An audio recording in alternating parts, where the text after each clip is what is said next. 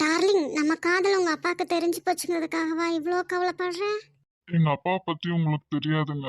அவர் எப்படியாவது நம்ம 2 பேருக்கு கல்யாணம் பண்ணி வச்சிருவார். செய்யாத தப்புக்கு நீங்க தண்டனை தருவீங்களா சார்? தரமாட்டேன். ஏன்? நான் ஹோம்வொர்க் செய்யலைங்க சார். ஏன்டா தருண், எங்கடா போற? அரிசி மாவு திரிக்க போறேன். அதுக்கு ஏன்டா ஒளிஞ்சு ஒளிஞ்சு போற? அம்மா தான் நைஸா அரைச்சிட்டு வர சொன்னாங்க. பொங்கலை என்ன பண்ணிக்கு எடுத்து வச்சிருக்கீங்க? பொங்கல் பொங்கி வரும்போது பழக்க தோசத்தில் மிக்சர் அள்ளி போட்டுட்டேன்மா, என்னை விட்டுரு. இங்க என்ன பண்ணிக்கிட்டு இருக்க? எவ்வளவு பெரிய உயரமான கட்டிடம் பார்த்துக்கிட்டு இருக்கேன்.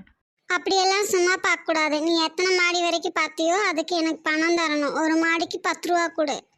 நான் 4வது மாடி வரைக்கும் தான் பார்த்தேன். இந்தா புடி. என்னங்க, அந்த ரவுடி ஏமாத்தி பணம் வாங்கிட்டேன் உங்ககிட்ட.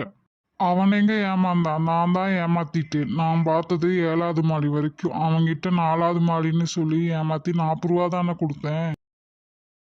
எங்க அப்பா எனக்கு மாப்பிள்ளை பார்த்துட்டாருன்னு சொல்றேன், சும்மா இருக்கீங்களே.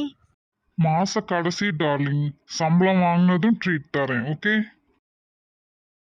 டேய் ராமு, இன்னும் 10 நாளில் உலகம் அழிய போகுதுன்னு வச்சுக்கோ. அப்போ நீ கடவுள்கிட்ட என்ன வேண்டிக்குவ?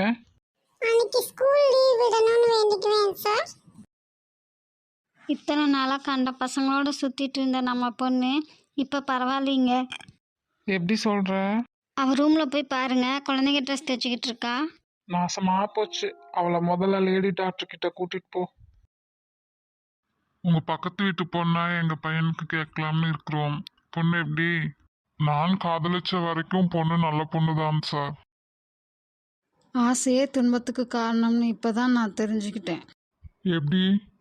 என் பொண்டாட்டியை நான் ஆசைப்பட்டு தானே கல்யாணம் பண்ணிக்கிட்டேன், அதான்.